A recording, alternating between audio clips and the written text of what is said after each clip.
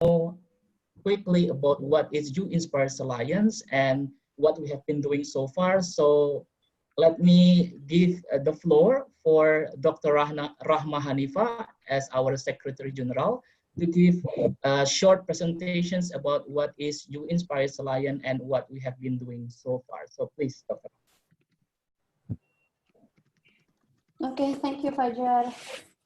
Thank you, everyone. Thank you, Prof. Gretchen, Mr. Ardito, and our advisor that has attended here, and also to every speakers, every participants, and everyone who has supported for this webinar to happen of Youth Inspire Alliance. Youth Inspire Alliance is an alliance of youth and young professionals platform in science, engineering, technology, and innovation to accelerate the implementation of disaster risk reduction and climate change in line with the SDGs and the Sender framework to support DRR policy and action at local, national, and international level. Our vision is to have a strong coordination and collaboration to empowering youth and young professionals in science, engineering, technology, and innovation in disaster risk reduction at the global level. And we have 4 main missions: is to bring the voice of youth and young professionals, to create and endorse space for youth and young professionals, to bridge the valley of death, and as a science policy interface with youth and young professionals as the medium. We started Youth Inspire in the national chapter from Indonesia last November 2018, and then it started to be to have Youth Inspire in other countries, and then the Youth Inspire Alliance was declared in Jakarta on 2009 last year. And this year we started to have a form of Youth Inspire Alliance. So we are currently in 12th chapter, as you can see in this map. And we have also in 1 region in Central Asia. And you can see here there is the email and also the website of each national chapter. So if you are interested to join Youth Inspire, you can contact the Youth Inspire of your country. And if Youth Inspire has not yet existed in your country, we are very pleased if we can also enlarge our network. Our main roadmap is in line with Science and Technology Roadmap of APSAG UNDRR, Asia Pacific Science Technology Academy Advisory Group, and also the Young Scientists UNMGCY Roadmap for the implementation of SFDRR. So we have mainly to connect youth and young professionals. The second is to promote dialogue, capacity building, and networking on DRR. The third one is to promote innovation. The fourth is to promote and access to DRR information, data, and technology. The fifth one is monitoring and evaluation. And our activity so far, we started the regional workshop, first regional workshop together with UNESCO and ICRLIPI, supported by UNDRR, UNMBCY, RRDR, IDMR, and others in Jakarta on November 2018, where we gathered 15 youth from 30 countries. And the first Youth Inspire of Indonesia was launched during that meeting. Then we have the Jakarta Declaration on September 2009. At that time, it was also together with an SDGs meeting of UNESCO. And we also had a discussion on toolkit in Jakarta. And then after that, Professor Gretchen hosted, together with Youth Inspire Alliance, the second international workshop in Chengdu last December 2019. And last time with UNESCO, we had a webinar on youth and young professionals engagement in COVID-19 webinar. So Youth Inspire will continue to advocate meaningful engagement of youth and young professionals in the implementation of disaster risk reduction, water security, climate change policies and plans through science, engineering, technology, and innovation, and continue to collaboration of as well with the other regional youth organizations around the world, including engagement in COVID-19 activities at all levels to find solutions and good practices. Thank you, and I hope you enjoy this webinar. We have a very good speakers today to share the youth leadership around Asia mainly. And for more information, please visit and like our website, our Twitter, Facebook, Instagram, and we also have a LinkedIn, and this is our email here. Thank you very much. Thank you, Dr. Rahma, for briefly highlighting what is You Inspires Alliance and what we have been doing so far. So for those of you who are interested to join the movement, just click our social media to get know more about what is You Inspire Alliance. Okay, so we'll move to the next step, which is the presentation. So, but before we start the presentations of the first speaker that will be delivered from India, I would like to give you a highlight on the topics of today's webinar, which is youth and emergency response and why we need to talk and we need to discuss about this matter. So basically, when we talk about youth and emergency response, we know that youth globally, all over the world, reached 1.2 billion people in 2019. Even in Asia Pacific, youth make up about 19% of the region's total populations of over like 750 millions of youth, ranging from 15 to 24. Not to mention the youth, the young professionals, which is from 26 up to 40, which is a lot of people. I mean, a lot of youth as well and young professionals living in not only in Asia Pacific, but also in many countries all over the world. In particular, like for example, even like in Indonesia, the youth populations in Indonesia reach 61 million, or like 25% of total populations of Indonesia.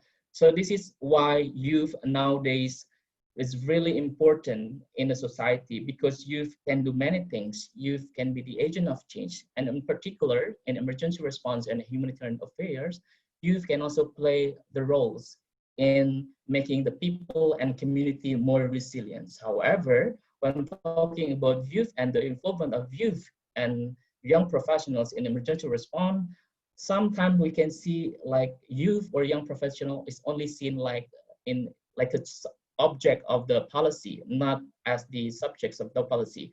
That's why we need to talk and reveal what is the states of the art of youth in certain countries to let us know exactly what we can do in the futures in engaging youth in emergency response. So in today's, we have 4 speakers from 3 countries. From India, we have Meghna Goyal and also Shahzad Ahmad Malik from India. We have also Gacutno from Pakistan, and also we have Shoaib Ahmad from Net University, Pakistan, and Jenny from the Philippines. So we'll start with the first presentations coming from India, which is from Meghna Goyal and Shahzad Ahmad Malik. But before we start, I will give you a brief introductions for Meghna Goyal and also Shahzad Ahmad Malik. So basically, Meghna is a person working in an NGO in India.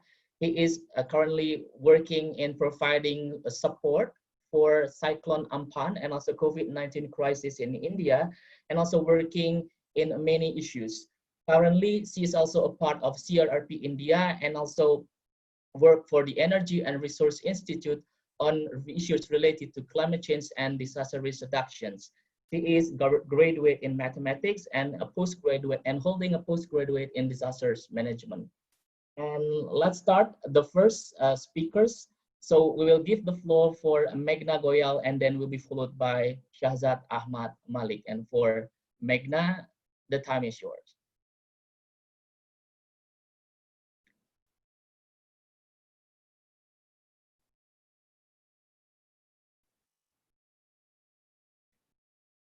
Meghna, please.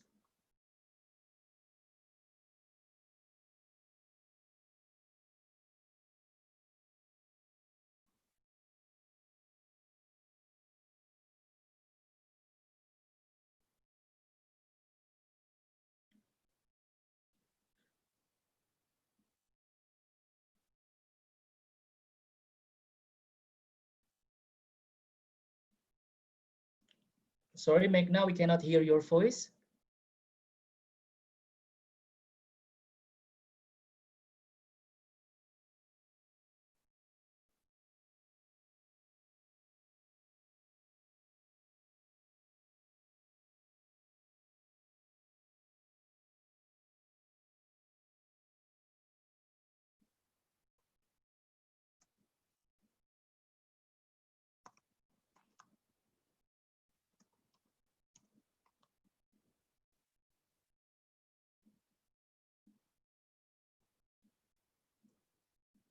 So I think we have a bit technical issues with Meghna. Can also Shahzad take over the presentations of Meghna while we are trying to fix the issues with Meghna, please, Shahzad? Yeah, let me try. Okay. Like Meghna is trying, so.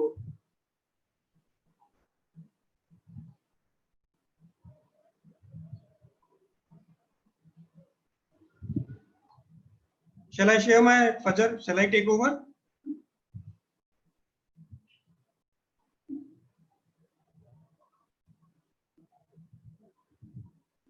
Yeah, you can share your screen, Shahzad, please. Okay, okay.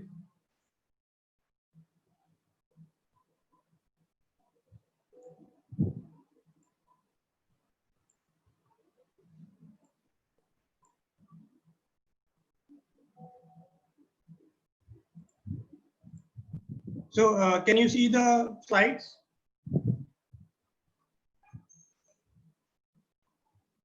Yes, Hello? we can see your slides, please. Yeah, okay, okay, perfect.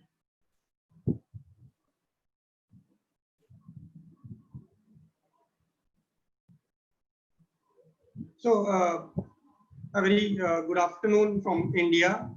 I am Shahzad Ahmad Malik, and I am going to present the case of youth and emergency response stories from India, and the case which we have taken to highlight the role of youths in particularly in case of risk management and emergency responses is from the case of recent disaster, which is Cyclone Amphan, which happened to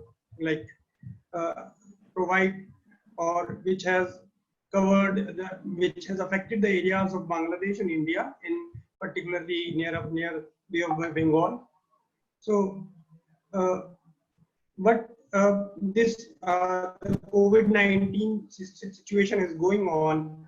The natural disaster in form of Cyclone Amphan came, and in country-wise, if we look at country, the COVID-19 situation has triggered another emergency condition of migrants, laborers, construction workers, and they it's all a mayhem in a country like India, which is having second largest population, and around 30 to 40% of its workforce comes from the informal workers. So a cyclone, a pandemic, and a migrant crisis. This triplet has initiated some has posed some questions to us youths in how we can deal with these things. So what we did is on a community line. So we came in front line as a community response. Community response in terms of, like, if you talk about a cyclone, people who are on the grounds in the areas of West Bengal and Odisha, these two are the states which were majorly affected by the cyclone. The youths came ahead, helped the peoples, helped the affected communities at their local, and they initiated the response from their local communities using the institutional managements, using the academic institutions, the knowledge and the wisdom which is already built in. The idea is to work in groups and initiate a working group, and to highlight the role of youths in catering to the affected peoples, in providing help to the affected peoples. Technology, the success of the initiative which was taken by the youth depend upon two main aspects. One is collaboration and another is technology. Technology facilitated the collaborations between the youths who happen to be around in various parts of the country at a similar time, and technology helped them to group together, to come together and joined as a response team in preparing a situation analysis and an initial need assessment reports for the cultural and natural heritage in case of Cyclone Amphan. And these pictures are from the initiatives taken by Meghna through his organization, where using tactical urbanism, the pictures are showing that how to maintain the safe distances of physical distancing of 6 feet in the commercial areas, and how the migrant crisis is being tackled by them. So the real focus of the case of situation analysis and initial need assessment for cultural and natural heritage post cyclone Amphan is actually the case which me and Meghna are going to present today. And based on this case, we are going to highlight the success factors. And this report came up as a very timely response to what is happening in the area of Sundarban, which is a World Heritage Site, a designated World Heritage Site of having immense ecological and eco-sensitive value for both the countries, for the country of Bangladesh as well as for India. This cyclone Amphan is one of the super cyclone which has came in this region like in last 2 or 3 decades. And so a group of this, the main success factors is voluntary initiatives from some 10 peoples, 10 youths who are like sitting during the lockdown time in different parts of countries. It was a timely. This report is an initial risk assessment based on the desk-based review, using all the literature sources and the technology based, and as well as the methodology goes from gathering the knowledge from the local peoples, from the local communities. The role of youth in case of emergency response should be very quick, should be very timely, and this report highlights this initiative of dealing with the disaster with the time approach. We a group of 10 peoples situated in the various parts of the world as well as in country prepared this report, which covers main areas like precondition of the Sundarbans, the post-COVID condition, as well as post-disaster conditions, and the strategies and the recommended actions. And we use technology in terms of making Google Drives, in terms of arranging series of web calls to discuss, to deliberate, and to form a targeted, self-oriented, and self-motivated team, and divided our work in our own expertise and created this document. So highlighting the challenges in general and in making the report is one is the ageist view. The people, I'm going to speak about 2 types of challenges. One is generic challenges, and the other is the challenges which we face while making the report, because it was a youth-based initiative.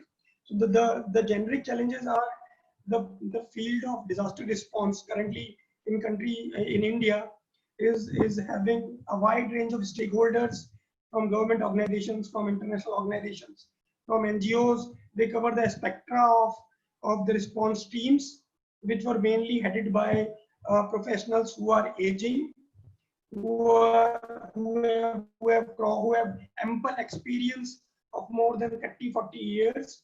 So entering into a field which is dominated by the expertise of the peoples having 30-40 years is itself a challenge for the youth professionals. The second challenge is in the gendered obstacleness and how to maintain inclusivity in terms of representations from women, in terms of young female graduates like Meghna, and a representation of all the sectors, considering the challenges in the economy, considering the diversity in geography of the country, considering the diversity in the economic sector, in the communities, in the languages.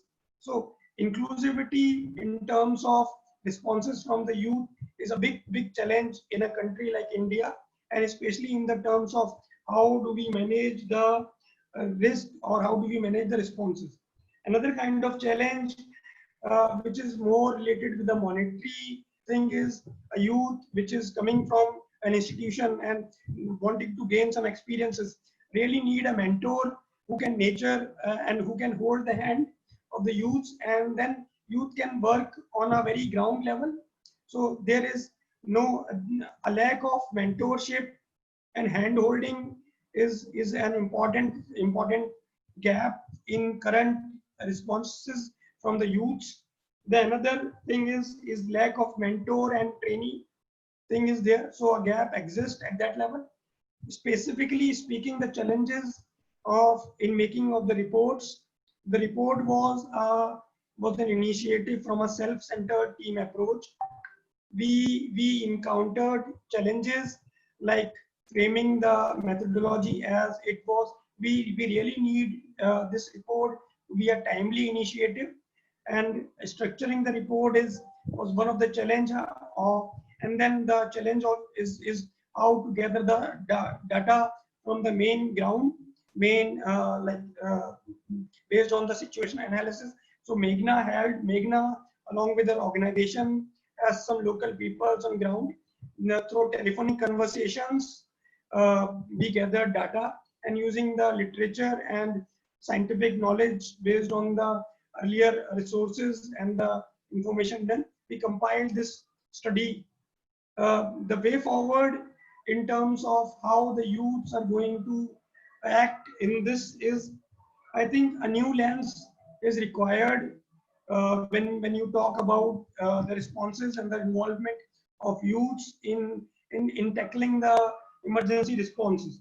So a new lens which is more of a decentralized and voluntary involvement, which highlights the role of youths, even if they don't belong to any organization. Like currently around 10 members supported each other in making the report of situation analysis.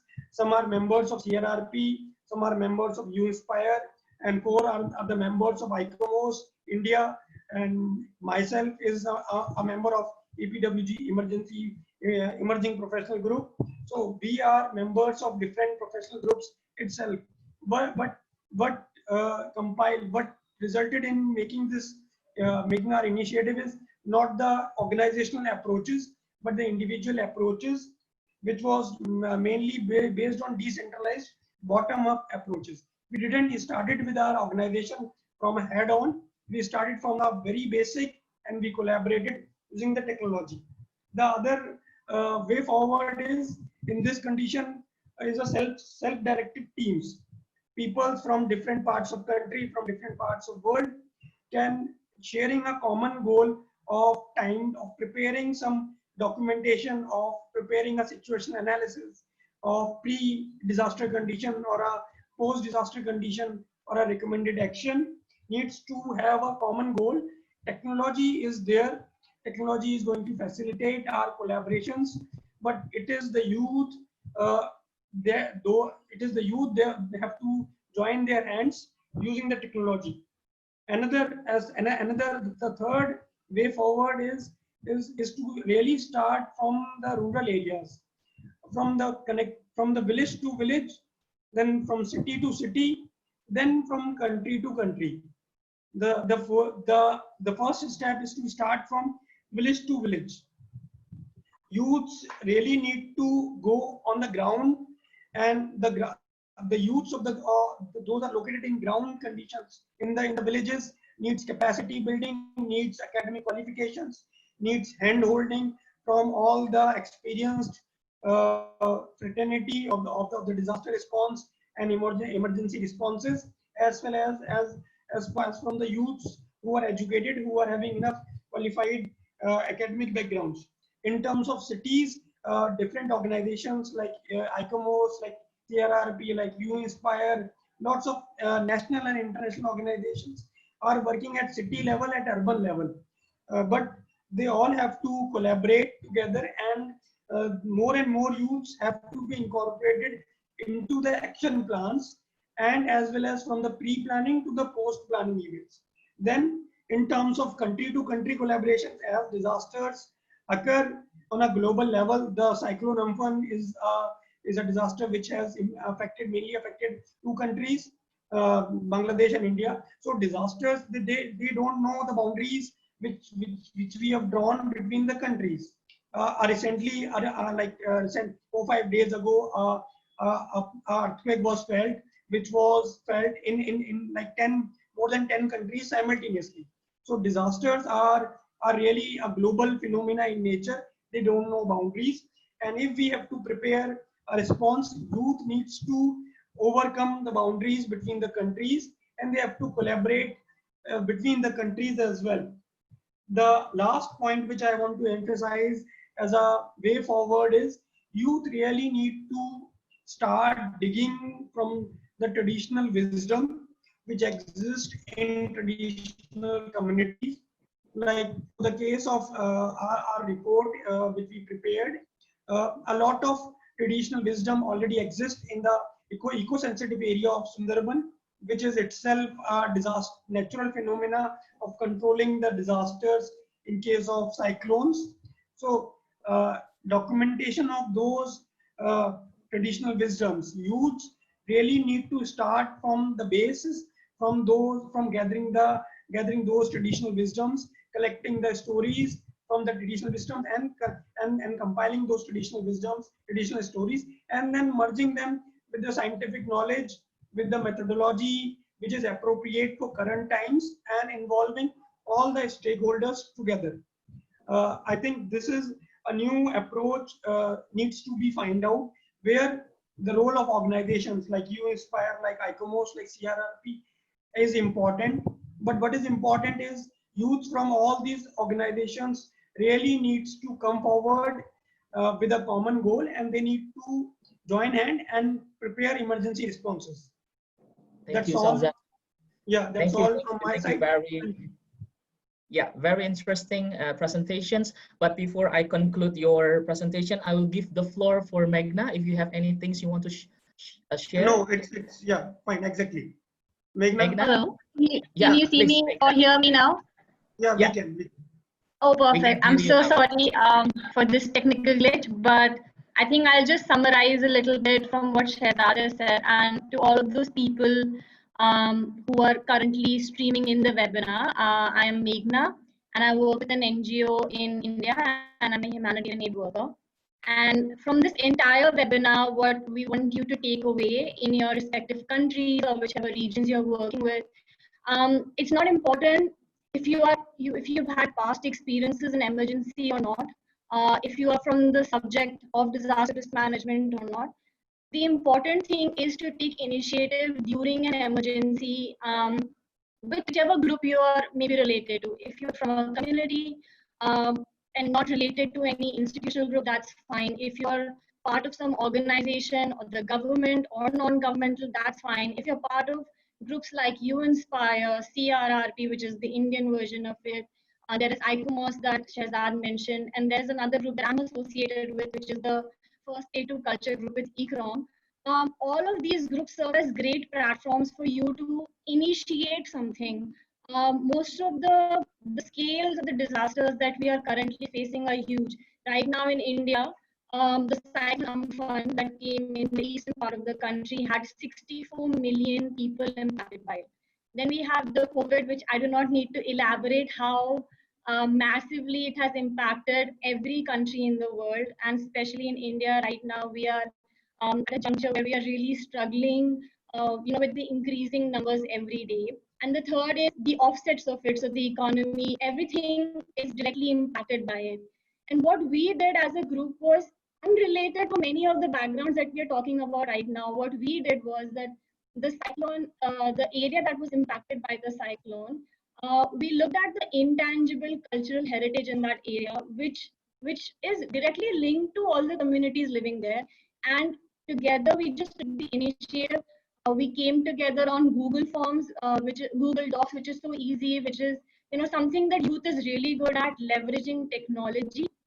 We all came together using that, and we found out what was the impact of the different crises, including COVID, Amphan, and also the migrant crisis that was an offset of both of these crises in India. Using whatever knowledge we had available. Shahzad is an architect. I am from humanitarian background. I'm also a mathematics background, and we had people from different sectors. We all just came together and prepared this desk review. and how useful this desk review has been to the different organizations we have shared it.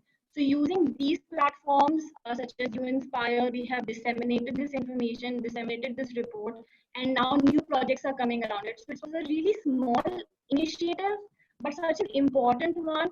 And I'm sure that any one of you who is watching this webinar can do that, because it's very simple technology. It's just leveraging the platforms that are available. Are you inspiring one of them? I'm hoping that we are going to be able to share this report with all of you, and you can see how simple it is, a little bit effort, but simple it is to, really use all this information and make a change in whichever community you are in. So that's all from my side, and I'm sorry again for the technical glitch that has happened on my part, but I hope all of this information will be useful to you. Thank you. Thank you. Thank you, Meghna and Shahzad, for an interesting presentations. I take a lot of notes from your presentation. So basically, I try to conclude what Shahzad and Meghna shared regarding the stories of youth involvement in India, which is now India is facing triple disasters, not only COVID-19, but also Cyclone Amphan and also the migrants issues as well.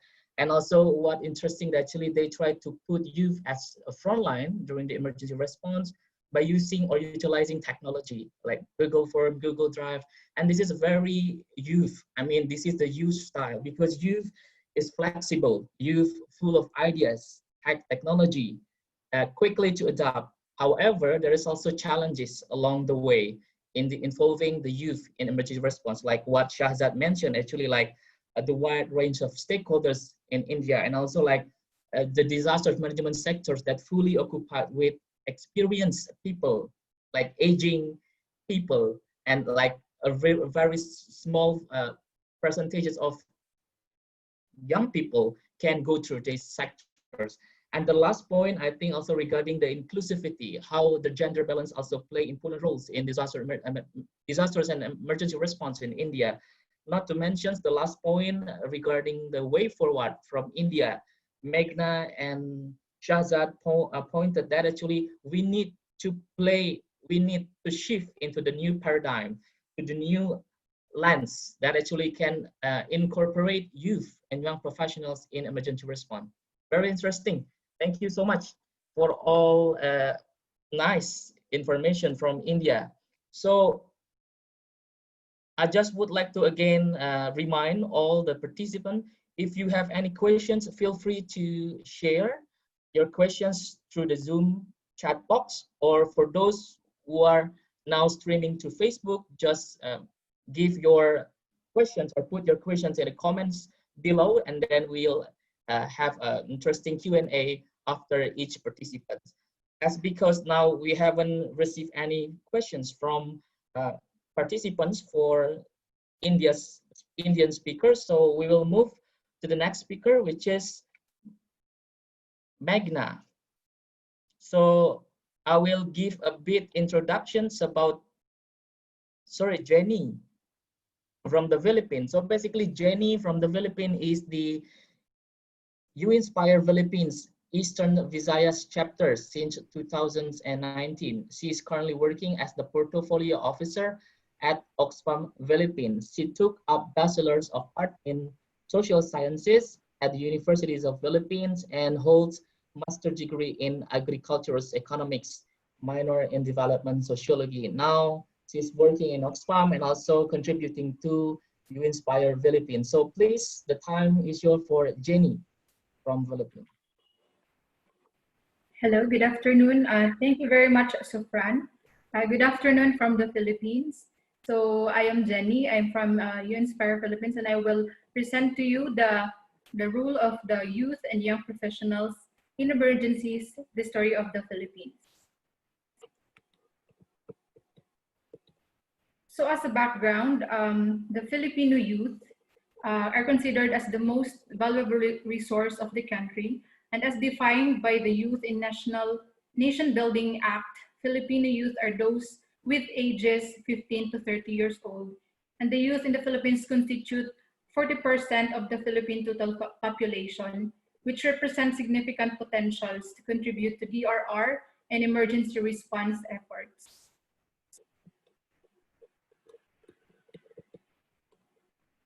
The Philippines is no stranger to risks and disasters. According to the 2019 World Risk Report, the country was the 9th most at-risk country in the world.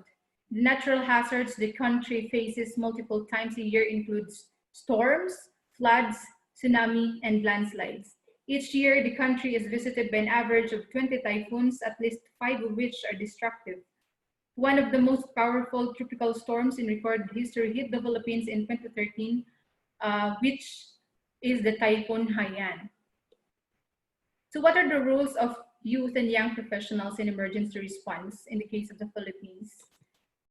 Youth sector has also already been participating in numerous activities related to disaster risk reduction management and emergency response. This includes information dissemination, relief operations, and science communication.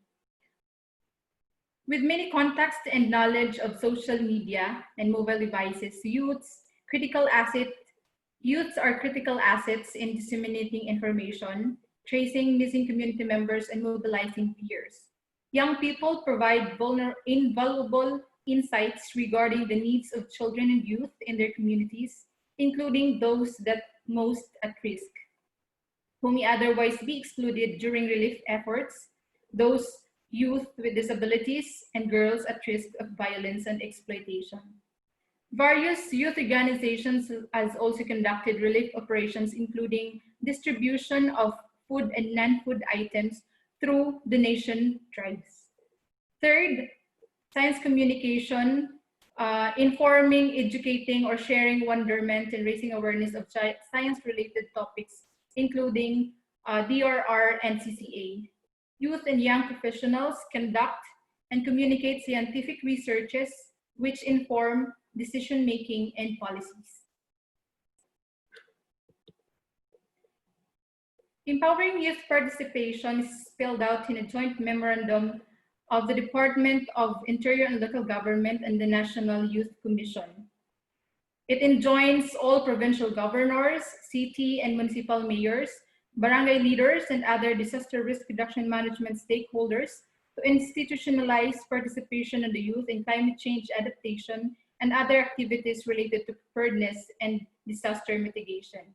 Generally, the Philippines has a positive policy environment, but lack of support in terms of implementation. Supports are mostly in training, but does not translate to meaningful and impactful DRR projects. So more efforts need to be provided in order to encourage more youth to take part in various DRR and CCA activities, and including providing venue for conversation and access to resources. These are examples of our youth and young professionals interventions in emergency response, including emergencies on COVID-19, Typhoon Bongfong in Visayas, the earthquake in Mindanao, and Typhoon Haiyan. So there has been a lot of, these are just some of the interventions or initiatives of youth and young professionals in the Philippines, which includes response on COVID-19, distributing hygiene kits in Visayas, Typhoon Bongfong response in Visayas, which distributed relief packs, and the post-earthquake donation drive in Mindanao, which distributed also relief packs and used clothing. And then the donation of COVID-19 test kits to the Department of Health, and the psychosocial support post-Haiyan. However, the challenge are youth needs are not specifically addressed in humanitarian responses, and their energy, leadership and knowledge and creativity is not tapped to maximize the emergency efforts impact.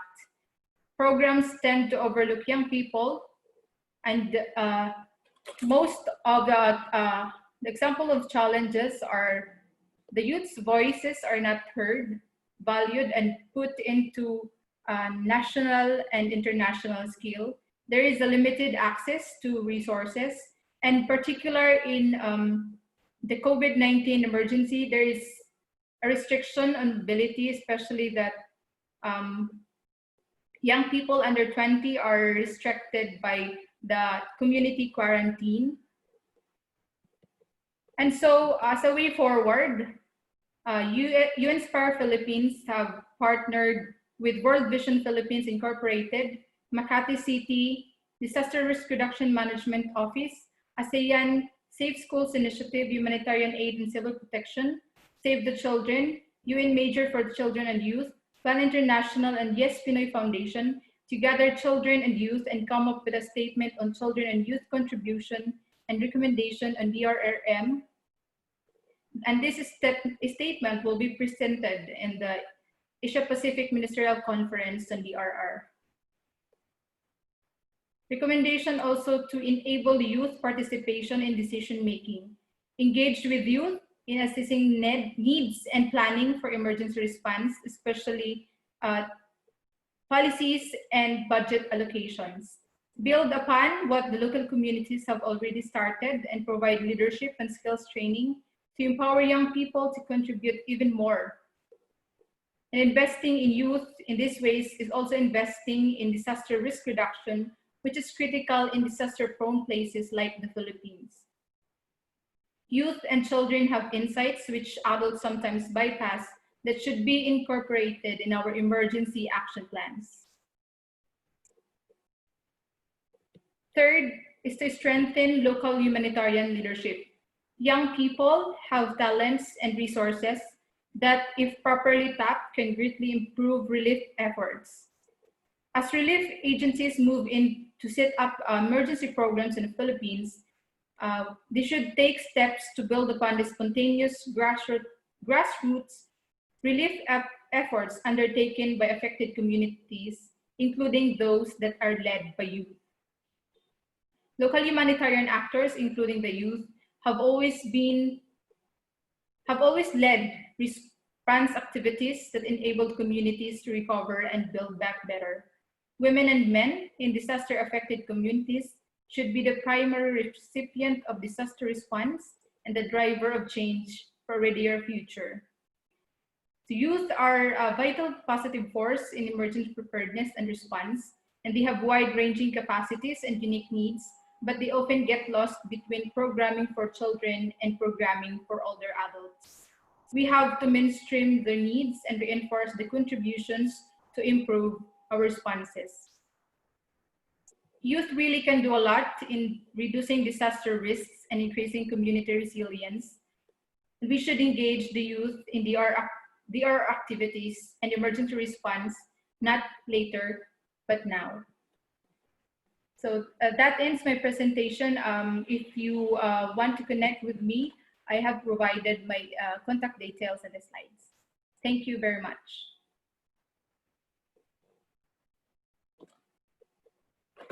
Thank you. Thank you so much, Jenny Gacutno from Inspire the Philippines and also Oxfam Philippines for a very interesting presentations on youth involvement in the Philippines. I think this is also a similar issues with Indonesia that actually on the paper, youth is recognized in disaster management. Even like in the Philippines, youth have, the government have like the joint memorandums for youth involvement and disaster management. Even it's also there in National Youth Commissions of the Philippines.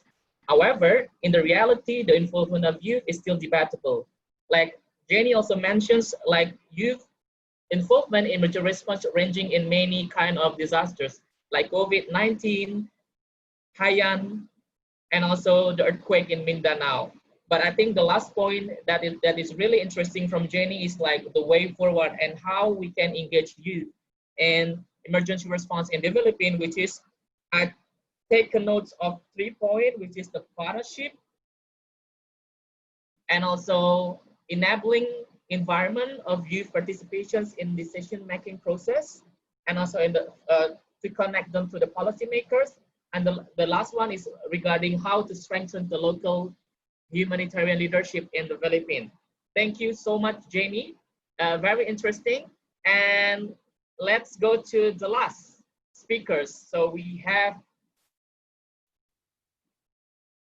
Shoaib Ahmad from Pakistan. Actually, we have the Q&A session for particular for Jenny, but as long as we haven't received any questions in particular for Jenny, so we will continue to the last speakers, which is Shoaib Ahmad from Pakistan. So, but before we give the floor to Shoaib, I will give you the highlight of Shoaib profile. Shoaib Ahmed is the assistant professor in Nat University, Pakistan. He has earned master's degree in water resources engineering and now taking part in the university as the assistant professor. He is also experienced GIS, working in many DRRM projects funded by Oxfam, UNDP, and also many more. Shoaib has an innovative mindset and is eager to explore solutions for changing problems in domains of water resources and climate issues. So let's give applause for Shoaib for this presentation.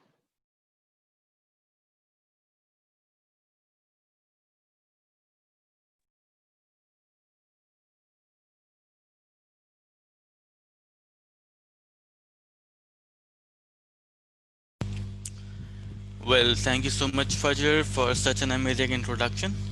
I am pleased listening so much about me from you. Can you please confirm if you can see my screen and hear me?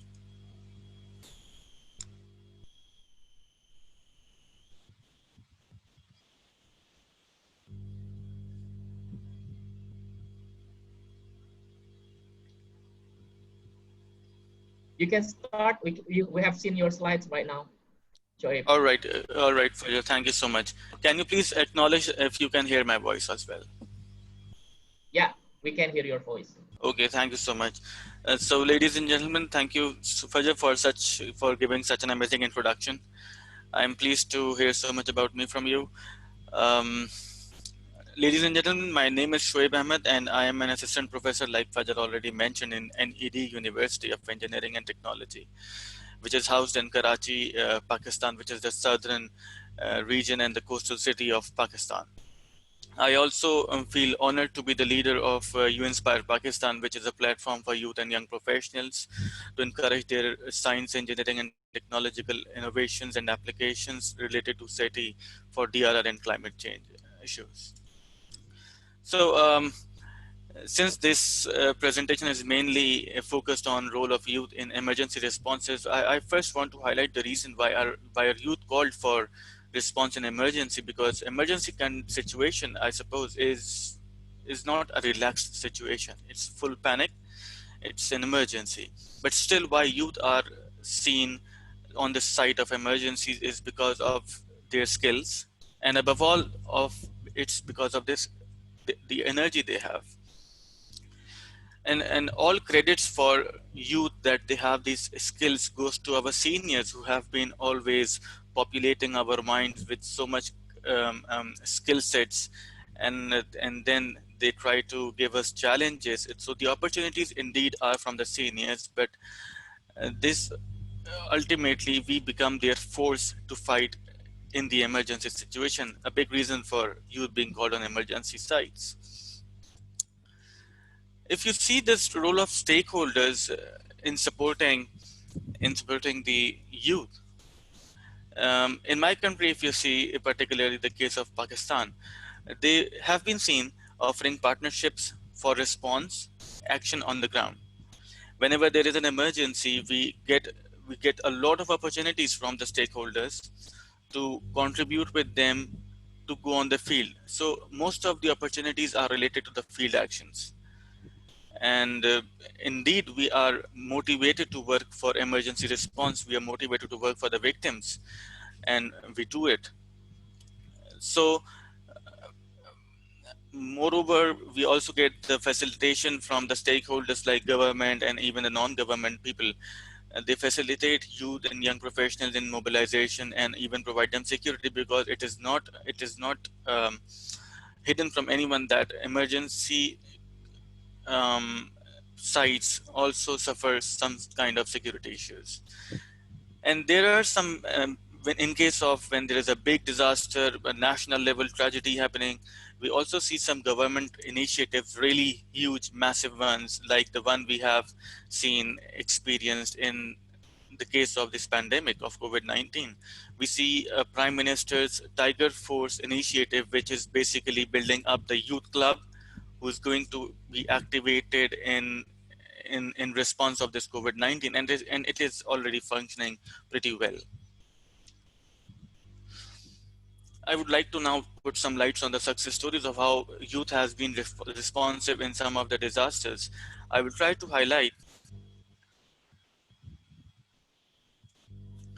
I would like to highlight the first case, which is the flood response of 2010 flood. And this was, in fact, I want to confess that this was my first experience for an emergency response and to be on the site of an emergency response. So I really was honored to have this opportunity. And I again tell you that this opportunity was given to us when we were in schools by a non-governmental side of the stakeholder. These pictures you see are taken from that flood response drive which took place in 2010. Another very esteemed opportunity that we encountered over here was the relief run, which was very rapid action in response of the air crash that happened a few weeks back in Karachi.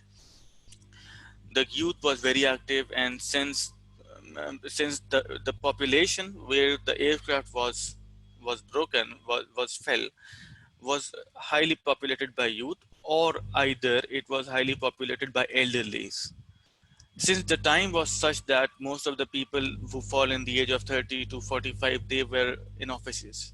So the only population seemed to be active on ground at the time of crash was the young population. This is another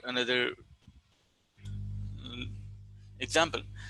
And the response team of COVID-19, which is the biggest youth-led initiative, I would say, from government level. Obviously, it's really huge because it's the Prime Minister's initiative. He's supporting the youth to form this Tiger Force to respond to the COVID-19 pandemic by visiting houses, distributing groceries to the needy people, distributing money to the low-income families, and supporting them in this way. These are some of the images, and it's not only UNspire only. It's also, I would like to mention and give credit to this foundation, which is called JDC Foundation in Pakistan, which is again a youth-led foundation. Most of the people in it are youth and young professional age group, but yes, they have big supporters from government, from political, and all sorts of sectors. These images at the bottom of the slides are from the site of the air crash. You see the houses all burned and the people getting there for recoveries. In this picture, this is the picture taken at the time of the crash site. And you see mostly young people around at the background as well. Over here, you see some of the young people standing on the rooftops and trying to put out the fire that has caused due to the air crash. And this foundation and these kind of initiatives, I would mention that it's a big honor for us that we get all kind of support from every sector, from every single sector. You see this guy, this is Sarfaraz Ahmad, who is the ex-captain of the Pakistan cricket team. He also used to live nearby at the place where aircraft crash happened. So he was also there to support the people. And this is how we get the support. And this picture is particularly taken by me. And as UNspire, since UNspire Pakistan have a lot of technical minds in it, we are mostly engineers. Most population of the people in UNspire Pakistan is engineering mindsets. So we were called over there to do the building house damage survey. We helped the team in formulating a report in which we reported how many houses should be reconstructed and how many houses should be can be just retrofitted and be able to live again. So you see an opportunity due to the technical skills, an opportunity due to the energy that youth possesses in themselves. But yes, in various places I have seen challenges, and their challenges are I'm worried about the challenges, in fact, and these challenges, the only thing I'm happy about it that I see the same challenges in the presentation of Jenny, the previous speaker. See, when we go to the response sites, emergency, the behavior of victims can be very different, and it can be very different because sometimes they're in panic, so their acceptability of young people helping them out might be low. Sometimes they are like aggressive, very aggressive, so they try to like fight, maybe thinking that the young people are not they don't have the capacity to help them. So I remember this picture. I very vividly remember this picture. This was taken by me in 2010 when I first went to the flood drive where we were attacked by the victims. I don't blame them for this. It's their psychological state of mind that that about from the situation they are being through.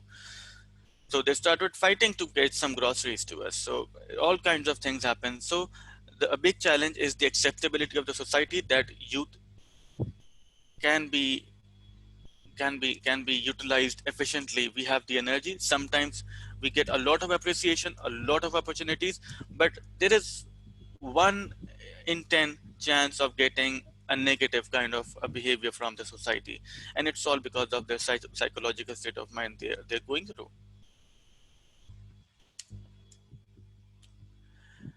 I'll talk about the solutions now, keeping the presentation short, because a lot of solutions, I'm impressed by the solutions and presented by Jenny and Shahzad. And see, the challenges that I mentioned about the acceptability, I think it can only be addressed by having recognitions about youth and having some badge maybe from the government level or the non-governmental organizations, acknowledgement from them, that make the victims have a feel that we are going to do it, having trust in us. It is faced very less times, but whenever faced, it seems to be a big issue. So these recognitions can be a solution, but I would like to mention that the opportunities that we have been getting so far from all the government and non-governmental organizations, which also includes UNESCO, it's pertinent to mention UNESCO, which has also supported the establishment of UInspire Pakistan in this country, along with the collaboration from UInspire from UNESCO office in Jakarta. So these type of organizations, they are in full support with the youth. They encourage, they motivate. I got the motivation from them as well. But then the social behavior, some of the times discourage, the field responses, but it's very less in number. But again, whenever it is, it feels significant. So thank you so much for listening to me. Thank you so much, Fajar and UInspire Alliance, for giving me this opportunity once again. I am honored to be on your stage, and thank you. Thank you, Shoaib.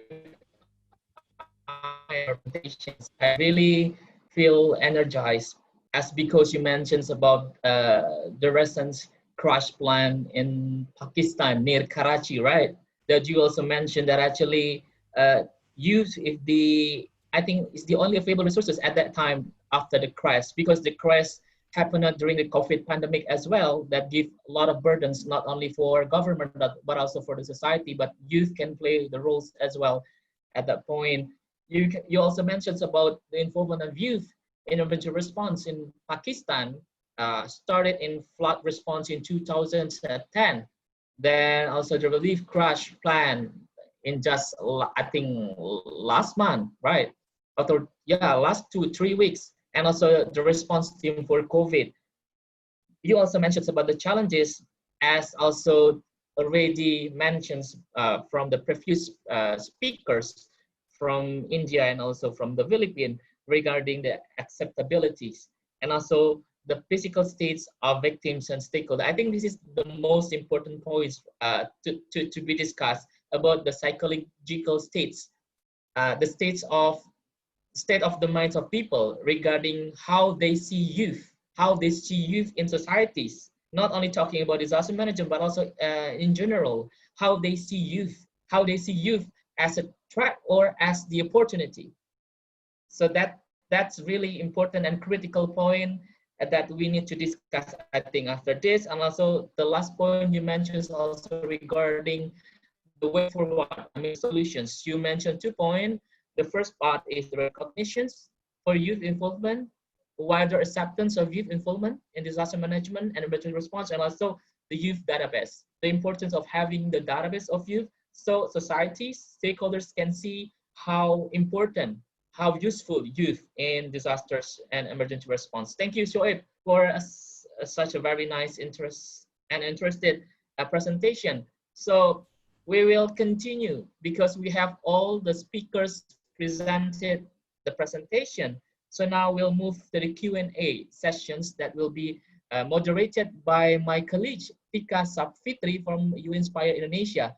So I'll give the floor for Tika to continue moderating the session. So please, Tika. Hi, thank you very much, Fajar. Good afternoon, everyone. Thank you very much for these wonderful opportunities. As we can see that we're ahead of time, which is good, so that I can have a lot of time for the Q&A session. And probably some of you who attended this webinar through Zoom could also probably say a few words. Like if you want, just raise your questions and raise your hands and I'll ask the questions. First of all, I'm going to read some of the comments and questions that we have already received, both from Facebook, as we're also going live from Facebook, as well as Zoom. The first question would be from Aparna Tandon, and the question would be from Meghna and Shahzad from India. First, I would like to read the comments from Aparna Tandon. He said that I'm associated with First Aid to Cultural Heritage Network, and we would be very much interested to organize training online for You Inspire Network to contribute to securing cultural heritage associated with resilience of the affected communities. And with regards to both of their presentation, he also asked, why is culture important? Probably we're going to give the floor to either Meghna or Shahzad. May I know who will be responding to the first question? Well, yeah, Shahzad, go ahead. Yeah, I would like to mention that Aparna Tandon, like she is the main brain behind our initiative. She is from ICRO and she has ample experience as a disaster response expert, and it was all under her guidance that we team up and we came up with all this initiative. So regarding her question, why, how or why culture is important. Culture is, for me, culture is the very first phase of who we are as a community, as a locality, as a village or a rural or a city or a nation or a world. So it is a part of our identity, as well as it is a part, it has an element of traditional wisdom which is transferred from generations to generations. And more importantly, why culture is important in terms of emergency responses and disaster responses. Many of the emergency responses are the answers of the present questions of how to manage the disasters, how to do this, how to do that, how to initiate, how to involve youth. All these answers are within our traditional wisdoms, and the culture is one important aspect which is transferring the traditional wisdom from previous generation to another generation. So culture is not a thing to be like just for the sake of saying we say that we belong to that particular community or culture, but it is really the knowledge ingredients embedded in the culture that are going to be the front runner, or that are going to be on the front line in coping up, in enhancing our coping strategies, in preparing ourselves effectively for the future disasters, be it pandemic or a migrant issue or a cyclone disaster. Over to Meghna. I think, Shahzad, you've covered all points and just I would like to add additionally that a huge population of at least India, I can say definitely, and I'm sure about this holds true for a large part of Asia as well. A lot of people are involved in artisans as their source of livelihood. So this in India itself, we have 7 million weavers who are dependent upon this traditional knowledge of weaving, and are completely getting all of their livelihood through that. So as and when a disaster affects these people, if we do not include them in the ambit of our response, or if we are not exclusively reaching out to their needs, we may actually be putting aside a huge set of population from our emergency response and relief.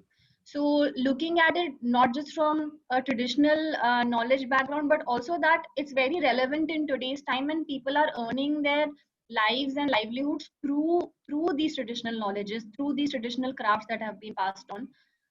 So it's really important to keep this aspect of cultural heritage in our mind. Thank you very much, Shahzad and Meghna. Actually, this is a very interesting topic because like everywhere we are in the world, I mean, either let it be like in India, in Philippines, as well as Indonesia and many other places, a lot of us as youth, we also hold on to all cultures to, as a part of just like what Shahzad just said, that as a process of the transfer of knowledge from the previous generations to the current generations. And as Meghna also highlighted that the culture that we have is also a part of the ways for the people to continue on their livelihood. Thank you very much, Shahzad and Meghna. And then I'm going to go through the second question, which is from Pa Ardito from UNESCO.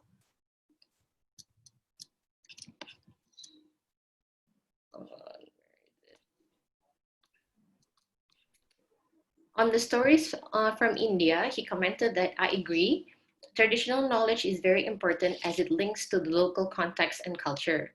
There are numbers of traditional knowledge on natural hazards.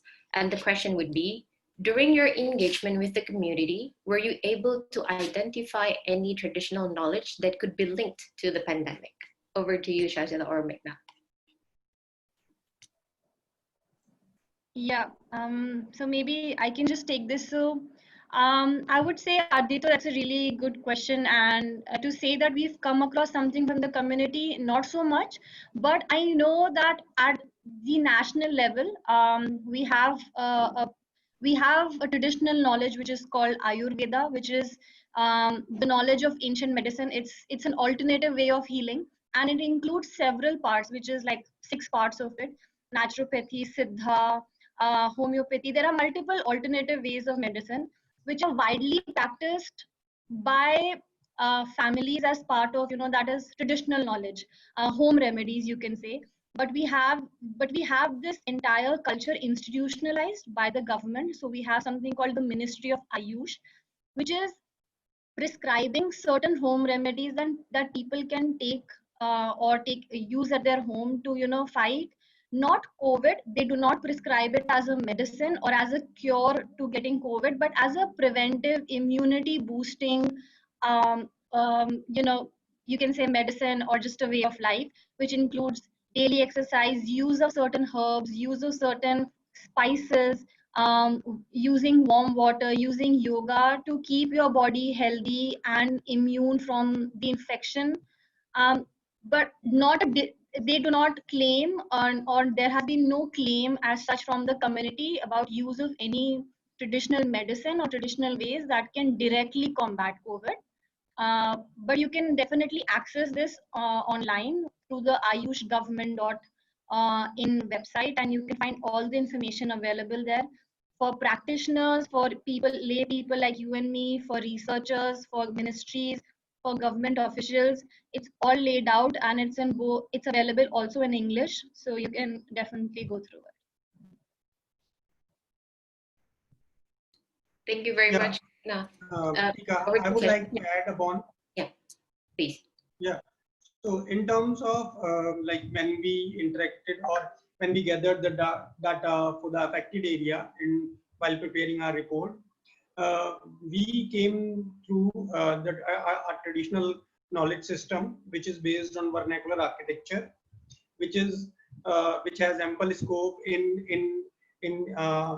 the way the disasters or in the way the communities are going to be like behaving or impacted. So vernacular architecture is one important system, as every country has its own vernacular architecture. So the affected area of the cyclone Amphan, the communities use long grasses of bamboos, thatches which are locally available, which are cheaper in cost, which they can plant themselves and they can use in their own construction. So the tangible part of culture, the architectural part, reflects the architectural pattern.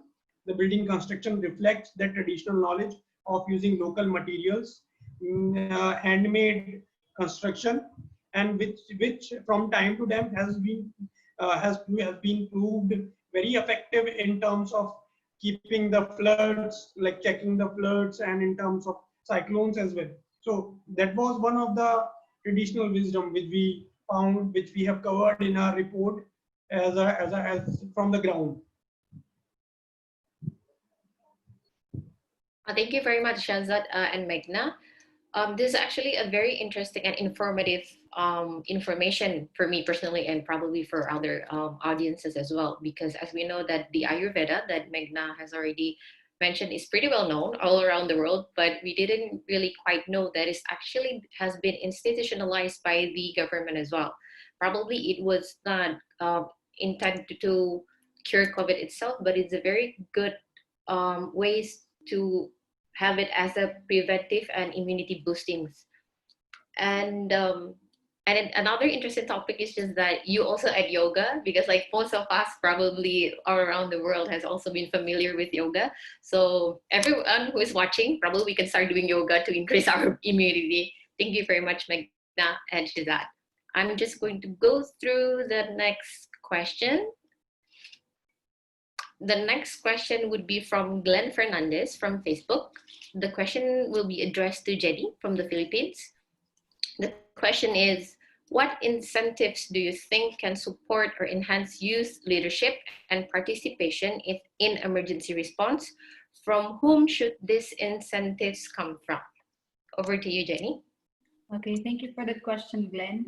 For me, our incentive would be through institutional funding or seed grants, because oftenly our youth organization lacks resources. Yes, they have the energy, they have the knowledge, they have the creativity, but often they lack resources. So one incentive could be granting institutional funding to youth and youth organizations to implement programs. This would be through a competitive basis, and they would have to submit proposals to ensure also accountability. For me, this incentive should really come from the local government, and also it can come from the national and non-government organizations. Mm-hmm.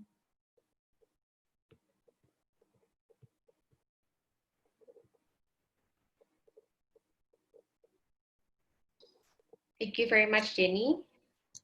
I think it has already answered to the questions that would address to Jenny from Glenn. And I'll just move on for another question from Pa Ardito from UNESCO. It is addressed to Shoaib Ahmed. Great work on response to the plane crash by Shoaib. And the question would be, how do you ensure the safety of the youth when they are on the field, especially in the current situation under COVID-19? Shoaib? Well, thank you so much, Pakardo, for putting up this question. It will be challenging, not because the question is difficult, but because it's you. But I'll try to answer to my best. So, if you talk about particularly the activities that are being conducted during this pandemic, it varies case to case. We go to the site, and in case we are called by some government agencies, like in case of Tiger Force, we are provided with all kinds of PPEs. But like this air crash happening, which was also during this pandemic situation, we were on the site without any PPE. The next day we were able to get some PPEs, but right away it was not. So what we decided, since the youth is all active and they all know about the happenings and the precautions that need to be taken care of during the PPEs, I as the lead took pledge from all the participants on the site that if we want to like get to the grounds right now, we need to commit that after after getting done from the site, we need to quarantine ourselves at home to check ourselves for the next at least 2 weeks, and which we did, and it also compromised a lot of other professional work of us, but we did. So most of the times it is from case to case. um, so it might be a very random response in case of specifically to this pandemic.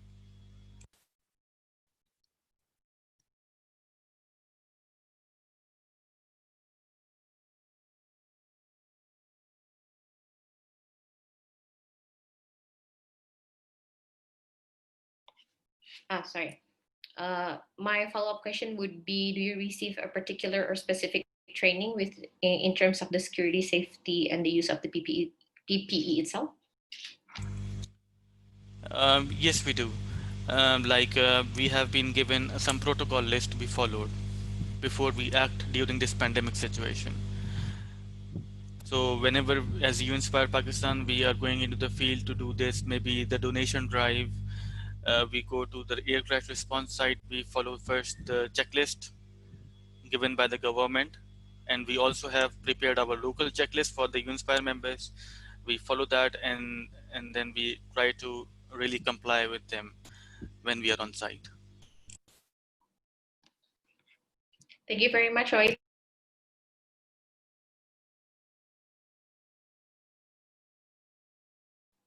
Thank you very much for the explanation. I'll go to the next question or comments. It would be from Teh Rahma. It is addressed to all speakers. It is a very good presentation. They really enjoyed it. Her question would be, how can youth effectively get support in a short amount of time to engage with their initiatives for emergency response? Who will start first? Probably I would like to invite Meghna or Shahzad first. Yeah, thank you, Rema, for the question. So in emergencies, always the turnaround time is really low, and the response has to be fast. The other thing also is that the situation keeps changing. So even if you do take initiative, it might not hold true in the same sense as it did probably say 10 hours before or two hours before. So I think one of the best ways that I have found useful to get support in a short period of time is to reach out to groups that you're associated with. This could be non-formal groups as well. This could be just your friends, your batchmates from the college that you're in.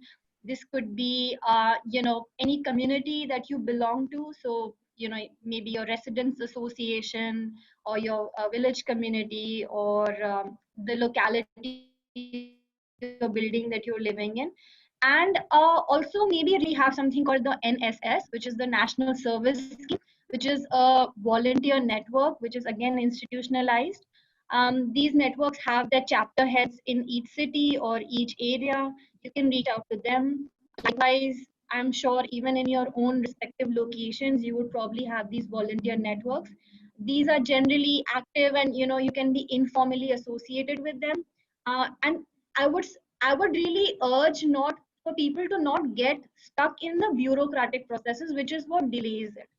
So try and avoid that initially, but does not mean that those are not important. The knowledge that has been gathered by institutions is of immense value, but it can definitely take time. So keep them informed, but to be on ground, you don't burden yourself with those permissions and approvals.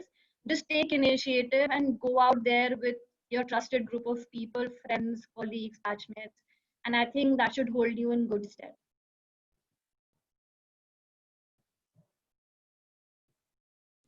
Thank you very much, Meghna. Shahzad, do you have anything to add? Yeah, Meghna rightly mentioned the case of an NSS, that is a voluntary group, and the foundation of that group starts with the college education, and it has been institutionalized. But what I really want to highlight is those kind of voluntary organizations, like in case of India, we need to recognize like the professionals who are working, the government organizations who are active in these areas. They need to connect with the idea of uh, turning those voluntary groups into a workable force with knowledge and capabilities. So a voluntary group is there, but it does not have initial knowledge and capacity building in handling a situation such as the COVID-19, which happened to be a global scenario. But that is where the role of youths would be really important, and the youths, like the people who are associated with You Inspire organization or CRRP or ICOMOS or ICROM. So we are a body of youths working in different organizations with knowledge, skills, and expertise. So it really falls on us youth to go to those voluntary groups and motivate them to come into our sector and develop this as their main capability. So every youth has to be turned into a resource, and that can be only be done by capacity building, by recognizing, as Shoaib mentioned. But this all has to be done in a pre-planning level. We cannot do such things when a cyclone is above our head, or when we are facing COVID-19 condition. So when as the world is moving post COVID or like post disaster, we need to pick these points and start from there. That's my take. Thank you very much, Shahzad. It is very interesting that you also, in addition to Meghna's wonderful answer that we have to reach out to our friends, to our colleagues, and us as youth, we are very well known to easily make friends, to easily network with other people, and that also when it comes to disaster or emergency response, we also have to do preparation thing. Just like what you have highlighted, we also have to do it at the pre-planning process. And then we also have to be equipped with capacity building in addition to our networking. Probably, Jenny, do you have anything to add? Yeah, just to add to what Meghna has said, I think social media would be very useful to engage people and get support.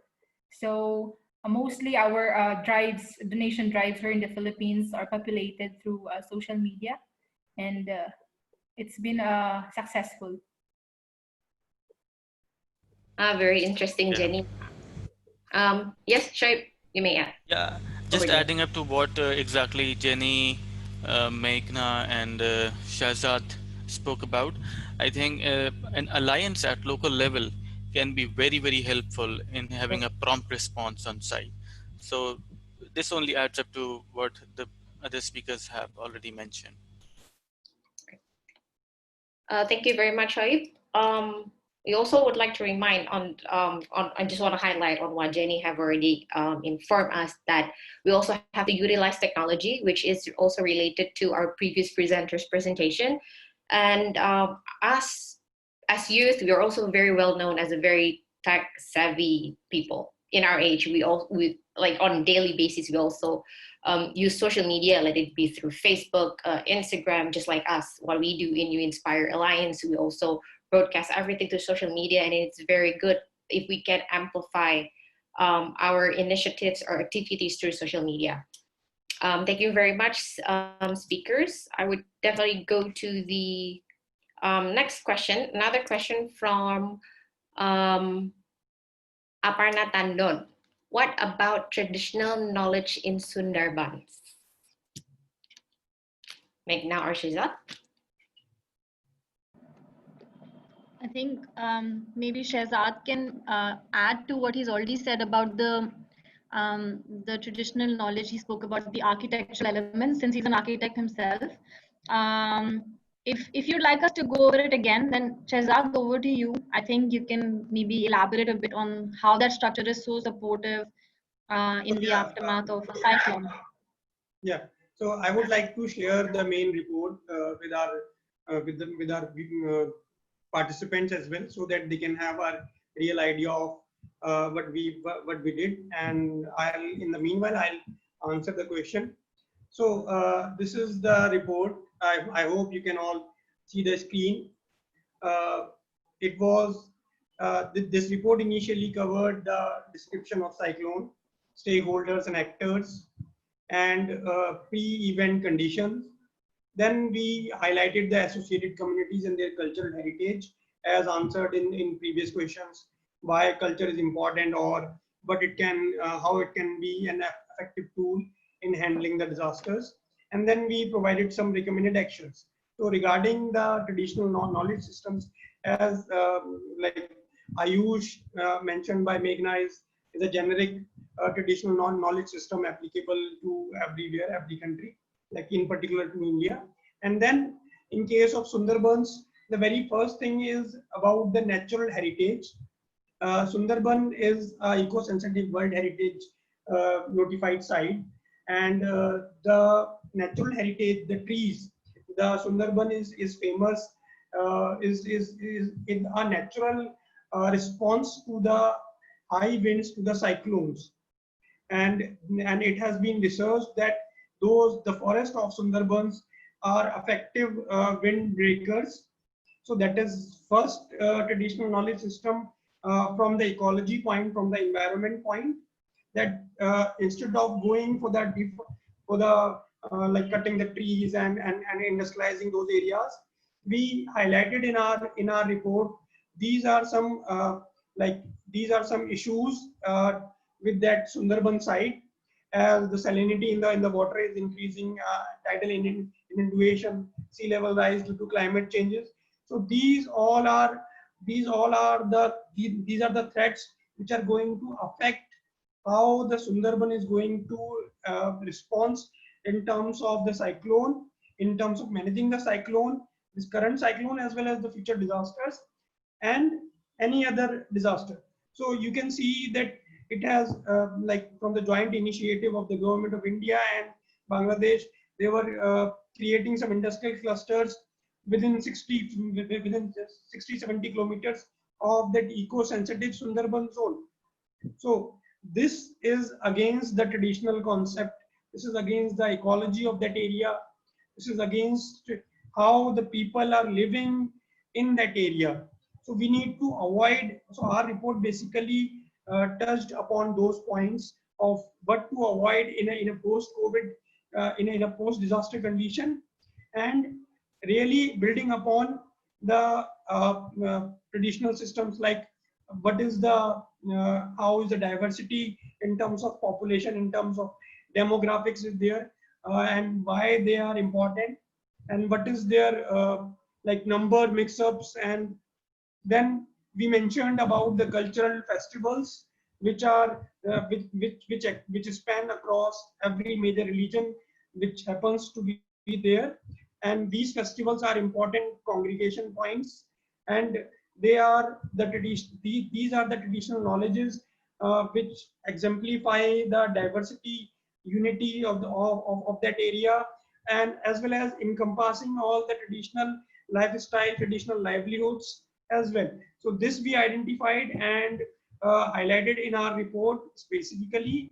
Then in terms of, as I mentioned earlier, in terms of tangible cultural heritage, like traditional patterns, they have small clusters of houses built around their rice or jute farms. So this type of pattern need not to be like remodeled or changed, or like brick and mortar construction is reaching every rural area nowadays.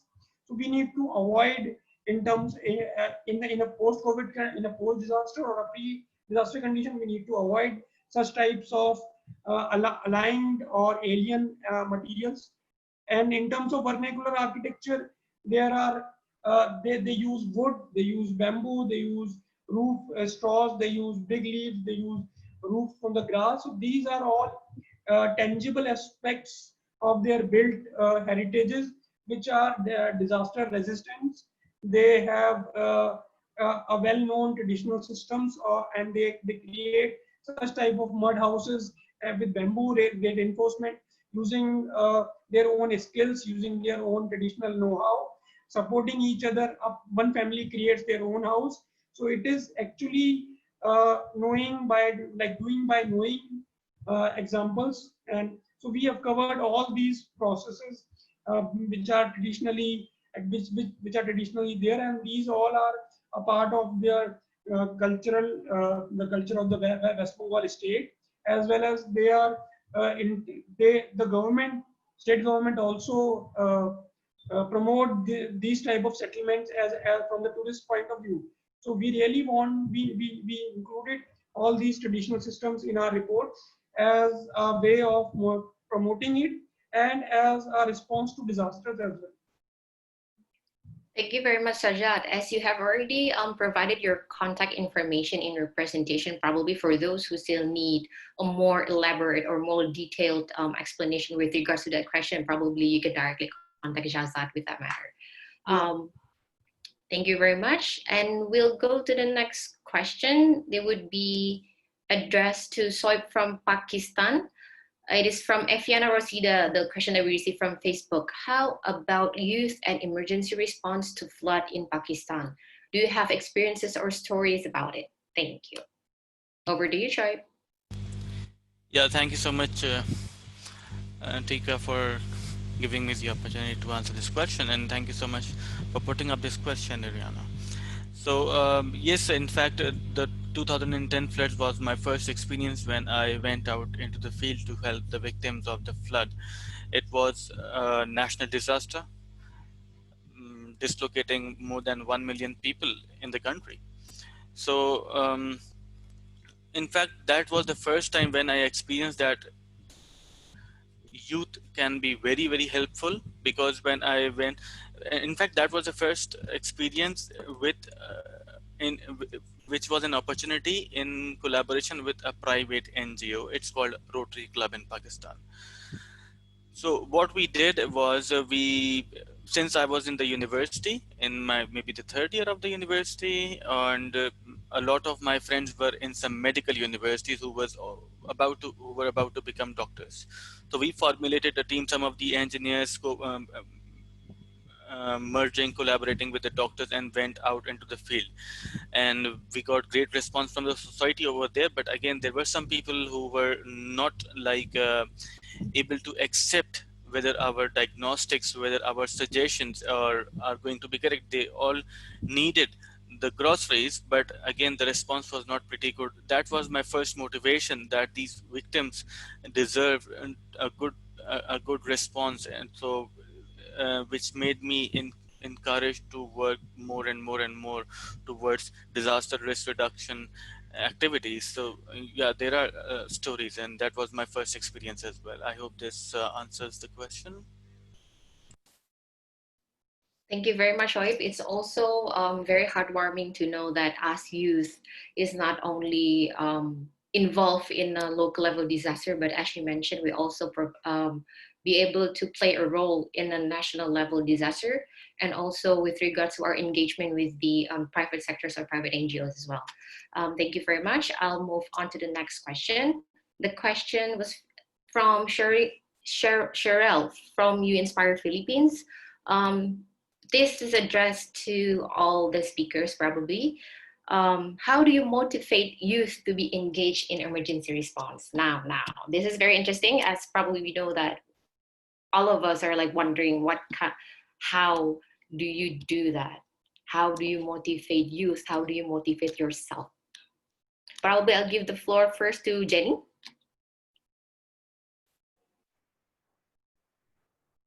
Thank you, Cheryl, for the question.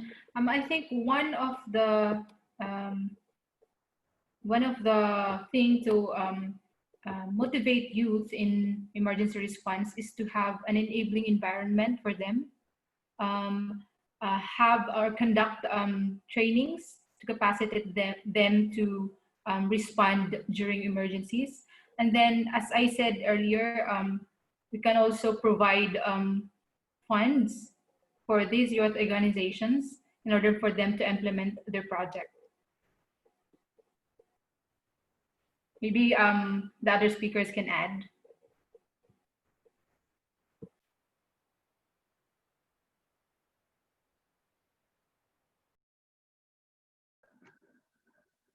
Sorry. Who will be adding to Jenny's questions? Meghna, please. We can another thing that is really important is to recognize the effort, like Jenny mentioned, that in the enabling environment, the recognition and encouraging initiative is really important.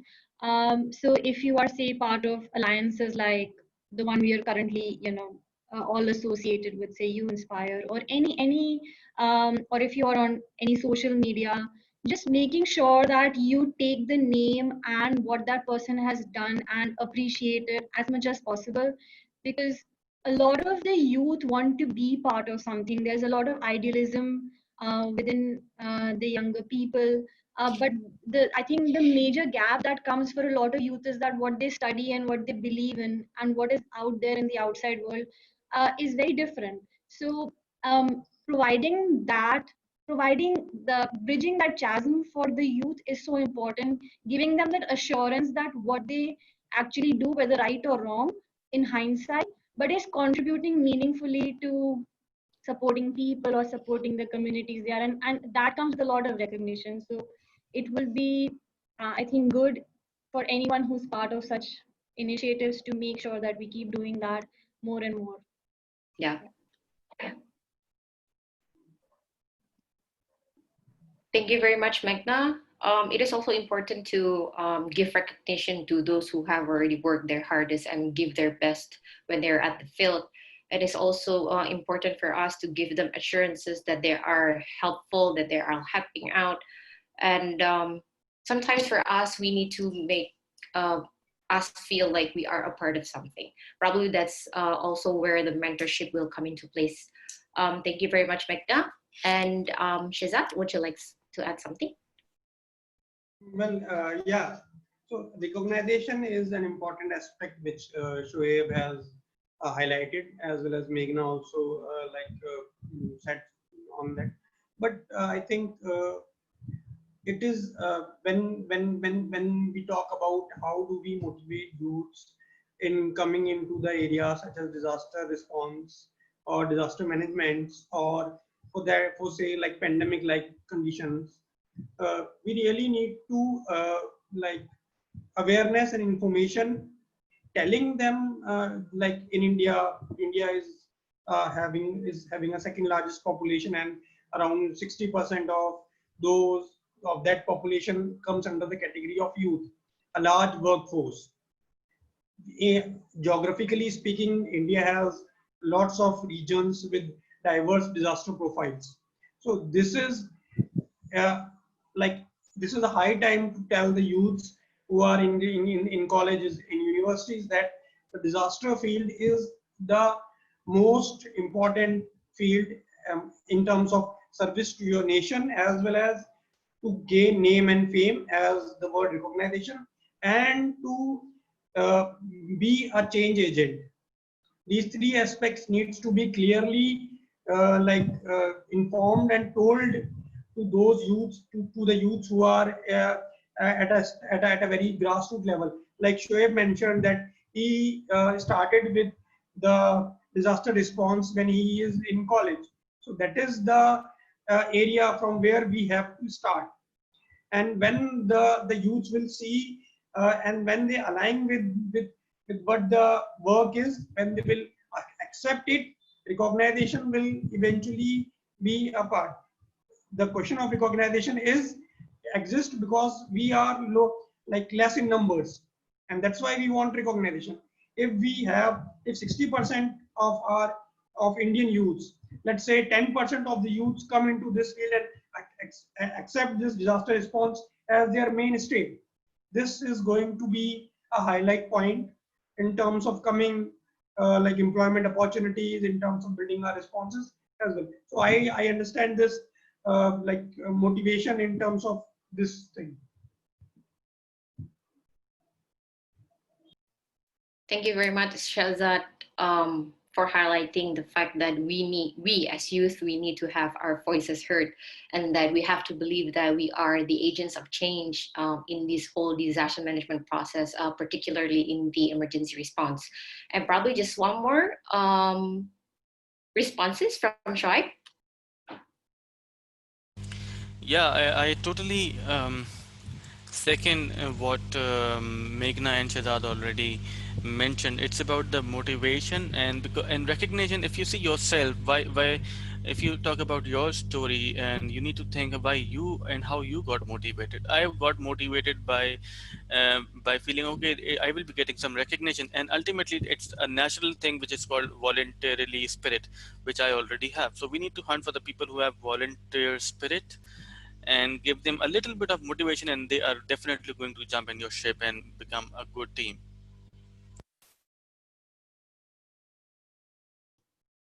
Thank you very much, Shoaib, for reminding all of us that like each and every one of us do have that certain fire inside of us. It's just that we have to be motivated. Let it be from listening to your stories, listening from our mentors and other disaster management experts. And we are almost at the nick of time. So I'm just going to read another comment that we received from Facebook. It is from James Ivar Arbilon Baluran. And he said that I am a volunteer of Red Cross Youth Philippines and have experience in first aid response. We cannot deny that there are trust issues to the youth responders, since the mindset of some of the community is that youth are less experienced. Youth responders may encounter legal issues or complaints. Are there any laws that protect youth responders, that protects them from any legal issues that are filed against them? This legal issue usually comes from giving first aid. Is there any speakers who have already have prior knowledge with regards to this? Or maybe I could also invite our mentors or advisors that are currently watching. Probably Pak Ardito or Mbak Rahma have any experience or knowledge with regards to this question. Thank you.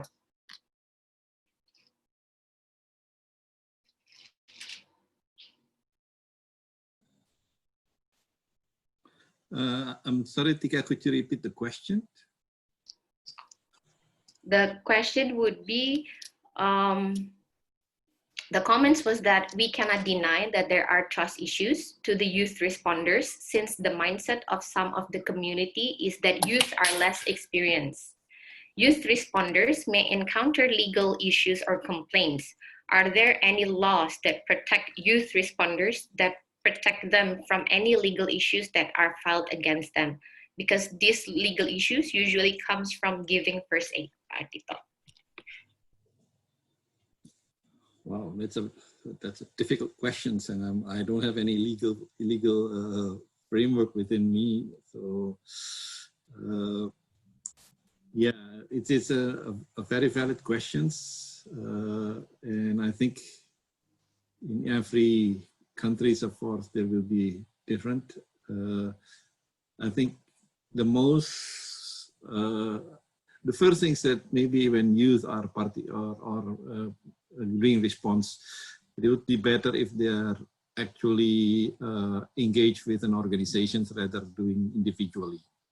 So if they are engaged with an organizations which is respond organizations, then definitely they will fall into the code of conduct of the organization. So for example, if the youth are responding jointly with the like IFRC, Red Cross or something, then they will be following the code of conduct of these organizations. So when you do response, to be able to protect yourself, to be able to protect others, I think it's better not to go as an individual, but go as a part of an organization. And the other thing is joining with an organizations, again, such as IFRC, Red Cross. There are many organizations.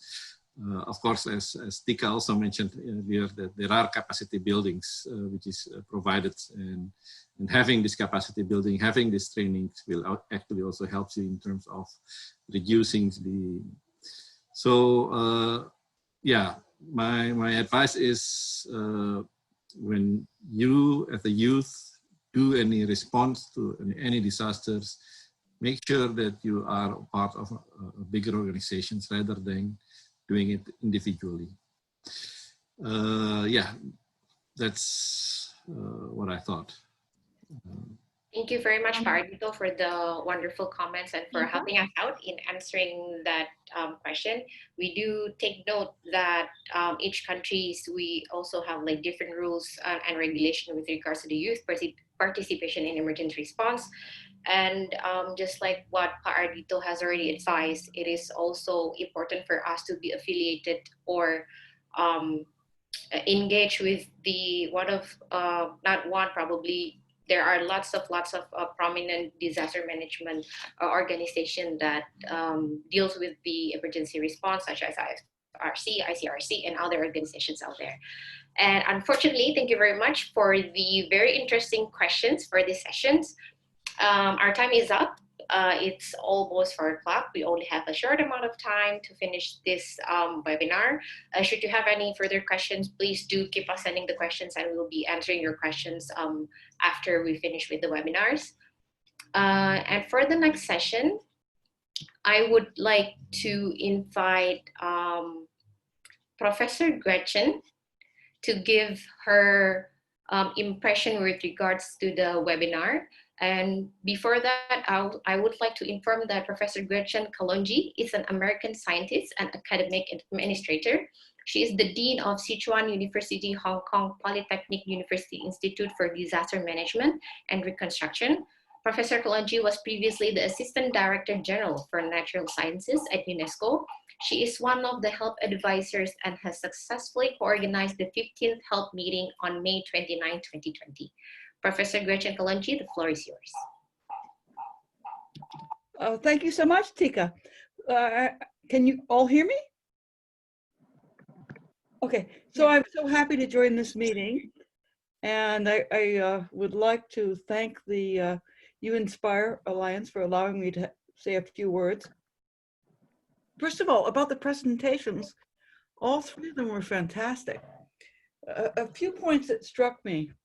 The first one from Shahzad and Meghna that made the connection between natural disasters and COVID and migration, I think was very important. Because a lot of times people try and forget about the political and war issues associated with the natural disasters. And so I really, really appreciated that aspect of their presentation. In terms of Jenny's presentation from the Philippines, I thought it was really, really great that she focused on the necessity of multiple scales of government being involved. In terms of Shoaib's presentation, the multi-sector approach in disasters of multiple scales and different kinds of dimensions, I thought was very, very important. So all 3 were really, really great. I was impressed with all of you guys. So what I wanted to do in just a few minutes is to talk about my interest in continuing to work with you guys. As many of you know, I've been involved for a while, almost since the beginning of You Inspire, and hosted the 2nd international meeting. And I want to continue to work with you, and I would like to talk about some concrete ways that we can work together. So there are a number of international initiatives that I'm leading or involved with that the You Inspire Alliance can also contribute to. And those include 3. The first is HELP. That's the high-level international experts and leaders panel on water and disasters. So that body is basically half of them are governmental people and half of them are scientists. And, you know, we work on primarily water and disasters. And from the very beginning, I have encouraged the U-Inspire Alliance to be actively involved. And so that's happened in 3 ways. So the first way was that, you know, we had Fajar did a great job in July of last year in presenting at our Alliance of Alliances meeting. And then you guys contributed, many of your chapters contributed to the HELP draft principles on how to deal with water and disasters in the context of COVID. And then Pradeep did a wonderful job last month in May in presenting in the HELP official HELP meeting. So I hope that we can continue to work together within the context of HELP. My role in HELP is as a member of HELP, but also I co-chair something called the Alliance of Alliances on water and disasters. Fajar gave a brilliant presentation there. And so I hope that the U-Inspire Alliance will be a member, active member of the Alliance, and that we can, you know, work together on all of these topics. And I just wanted to inform you that in August 20, we're going to have a very high-level international online conference about the challenge of water and disasters in the context of COVID-19. So, you know, of course, as you all know, and particularly the presentations from our colleagues from India, is that, you know, when you have a natural disaster and COVID at the same time, it's going to be very, very dangerous. And how do you deal with it? How do you change your strategies for coping? And so the HELP body has organized this high-level meeting, and that high-level meeting will include the Emperor of Japan, and will include organizational heads from international organizations around the world. And I've been asked to help them find appropriate representation from U-Inspire Alliance to give a voice to youth at this high-level meeting. But at least as importantly, with the draft principles, which many of your U-Inspire chapters contributed to, but now we want to move those to on the ground manuals. Or how do you deal with this? What are some pragmatic details of dealing with responding to a natural disaster at the same time you have COVID? And so we feel that the various chapters of U-Inspire could help in localizing some concrete manuals and translating into local languages, which would be very useful for you guys and for us.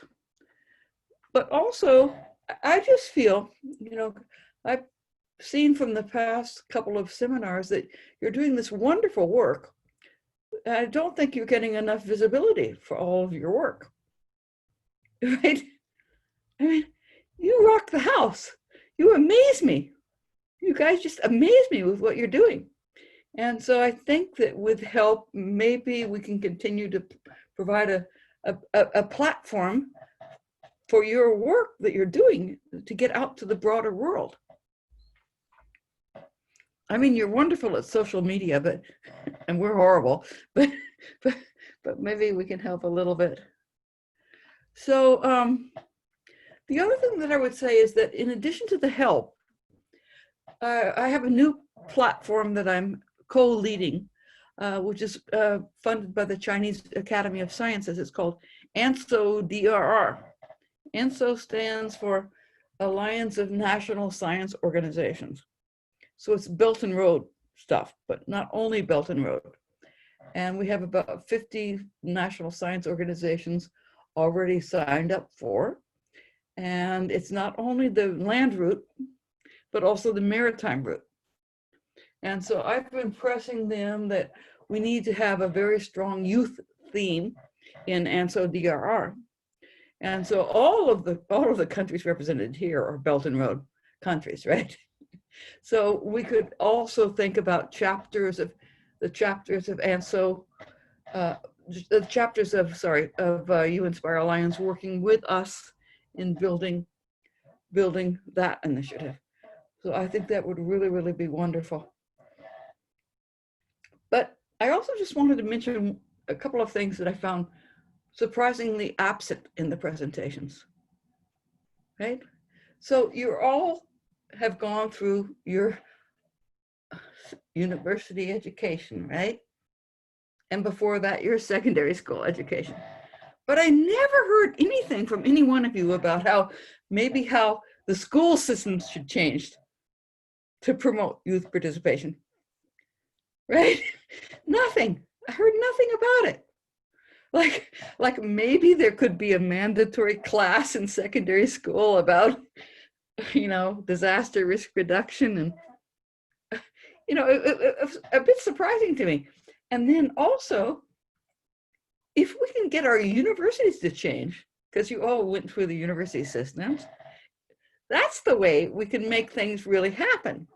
So basically, because I love you all and respect you all, I just want to say that that's my goal in working with you, is let's make our education systems more effective in involving young people in research and practical projects, right?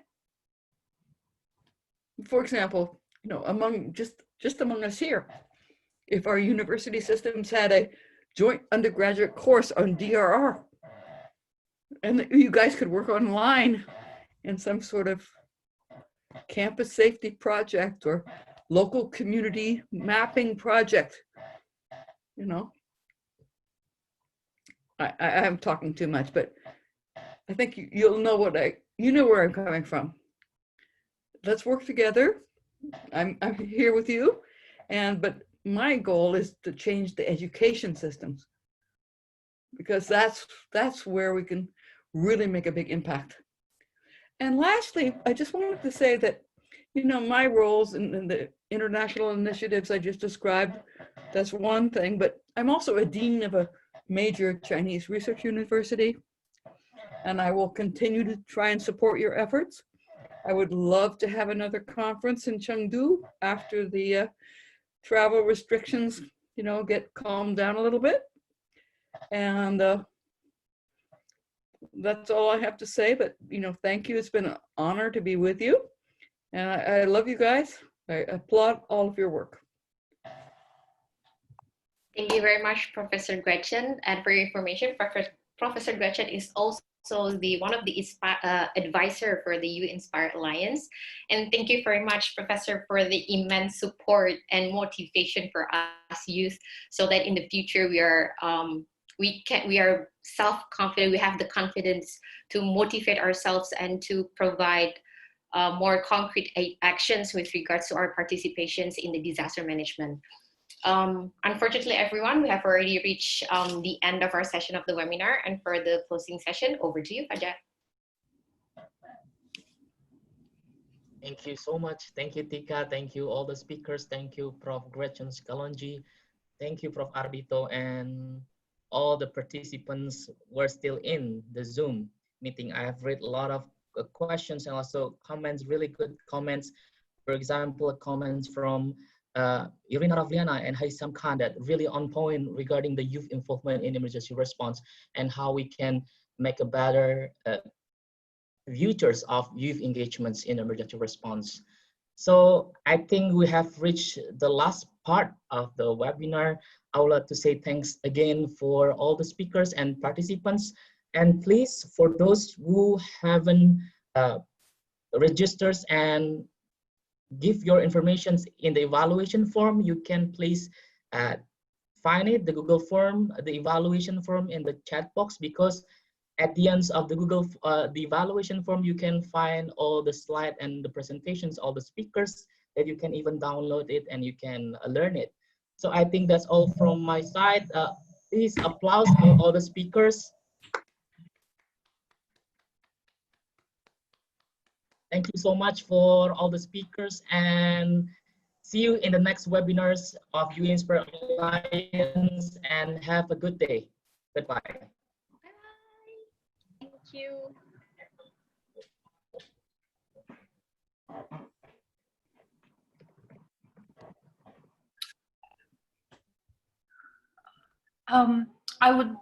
No, Gretchen is gone. I would like to say hi to Gretchen. Hey guys, congratulations for all of the organizing process. It's such a highly successful and impactful process. I really enjoyed it. Thank you. Bye. Thank you, Mbak Irina. Awesome, Thank you so much Yeah, I'm so Fajar. Shoaib. Hi, how are you? Hi, Irina. Yeah, I'm actually Hello. I'm sitting in my kitchen and I'm doing a little cooking preparation with me while listening to you guys. Like, it's my icon. It is awesome.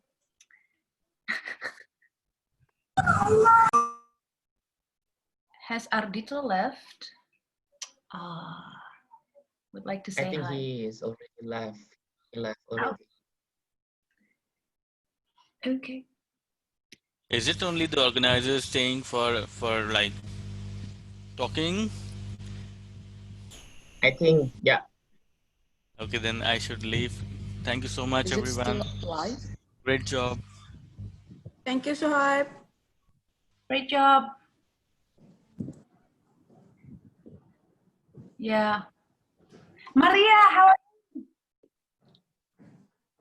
I'm good. How are you, Edina? Great to see you. Great to see you too. I'm glad you remembered me. Of course. Thank you so much, everyone. Really, thank you so much. Okay, finally, it's only the organizers right now, right? Why you cannot hear me? Yes. Yes, most probably. Alhamdulillah, ya Allah. Yay! Congratulations, Fajar! Finally. Hi, Hania.